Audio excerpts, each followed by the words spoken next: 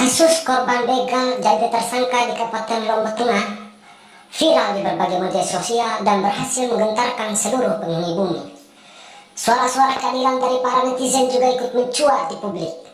Pakar-pakar hukum mulai bersuara dan berselisih. Aparat kepolisian terguncang dan segera mengambil langkah tepat untuk menangani kasus yang menimpa Masinta selaku korban begal.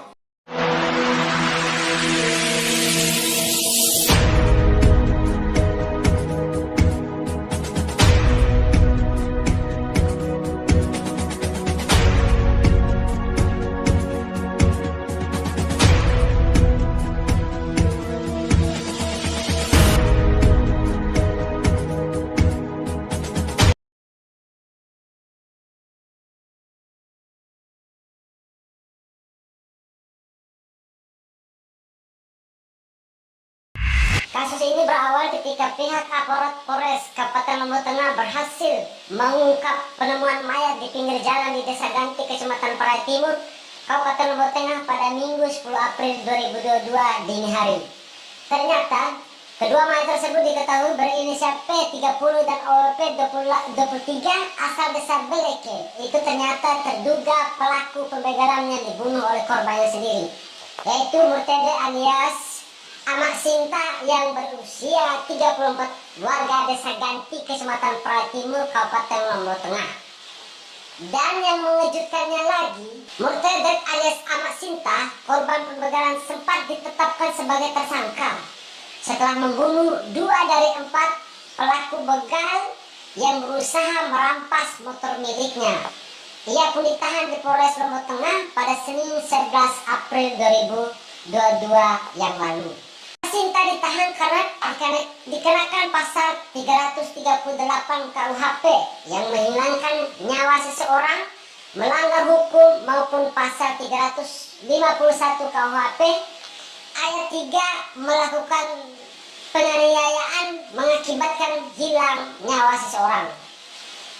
Nah, setelah kasus ini viral di berbagai sudut media sosial Nusantara, ribuan bahkan jutaan netizen menanyakan tentang keadilan dan keberpihakan hukum yang menjerat Amak Sinta karena melakukan perlawanan terhadap 4 orang komplotan begal yang mengancam jiwa dan hartanya. Karena kasus Amak Sinta telah mengundang simpati masyarakat dan menganggap Amak Sinta sebagai pahlawan, sejumlah aliansi masyarakat warga Kabupaten Lombok Tengah melakukan unjuk rasa di depan kantor Polres Lombok Tengah pada Rabu 13 April 2022 lalu. Mereka menuntut agar Amak Sinta dibebaskan dari jeratan hukum. Karena menurut para pendemo, apa yang dilakukan Amak Sinta adalah tindakan mulia, berusaha membela diri dari tindakan kejahatan yang mengancam nyawanya. Apalagi simpati itu didukung dengan sejuta cuitan-cuitan netizen yang baik hati yang meneriakkan kebebasan untuk Amak Sinta melalui jari manisnya. Tagar Save Amak Sinta pun melebar begitu cepat. Pasca ditahan dan ditetapkan menjadi tersangka oleh Polres Lombok Tengah, tepatnya pada tanggal 14 April 2022, Amak Sinta mendapatkan penangguhan penahanan dari penyidik Polres setempat setelah mendapatkan dukungan dari masyarakat Lombok Tengah. Hebatnya lagi, Kepala Desa Ganti, Haji Asci, juga menjemput Amak Santi sekaligus warganya itu di Mapolresta Lombok Tengah setelah pihaknya melayangkan surat penangguhan penahanan kepada Kapolres. Dan alhamdulillah langsung dikabulkan. Usai kasus ini viral di media sosial dan terus heboh menembus cakrawala dunia nyata maupun dunia maya, akhirnya kepolisian daerah Polda Nusa Tenggara Barat mengambil alih kasus pembunuhan 2 begal oleh Amak Sinta di jalan raya di Dusun Bebile, Desa Ganti. Pada hari ini sudah ditangani oleh Polda NTB. Mulai hari ini penanganannya akan dilakukan oleh Direktorat Reserse Kriminal Umum Krimum Polda NTB. Ungkap Kapolda. Selang beberapa hari kasus Amak Sinta diambil alih, tepatnya pada Sabtu 16 April 2022, Kepolisian Daerah Nusa Tenggara Barat akhirnya menghentikan penyidikan terhadap Amasinta. Terdapat beberapa fakta yang menarik yang dilakukan oleh Amasinta. Menurut hukumnya, bahwa perbuatan Amasinta dikategori sebagai pembelaan terpaksa dan itu tidak bisa dipidanakan sebagaimana yang tercantum dalam pasal 49 ayat 1 KUHP soal pembelaan terpaksa.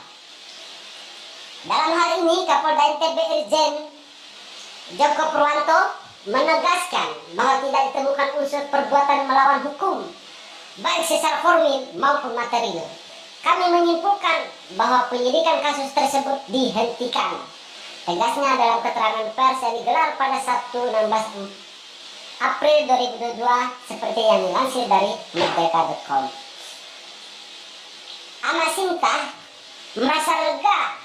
Pria 34 tahun asal desa Ganti, Lombok Tengah tersebut akhirnya bebas dari jerat hukum kasus pembunuhan begal setelah Polda NTB menerbitkan surat perintah penghentian penyidikan atau yang disebut SP3. Kapolda NTB Irjen Pol Joko Purwanto menjelaskan dihentikannya proses hukum terhadap Amasinta setelah pihaknya melakukan gelar perkara yang dihadiri oleh jajaran Polda dan pakar-pakar hukum.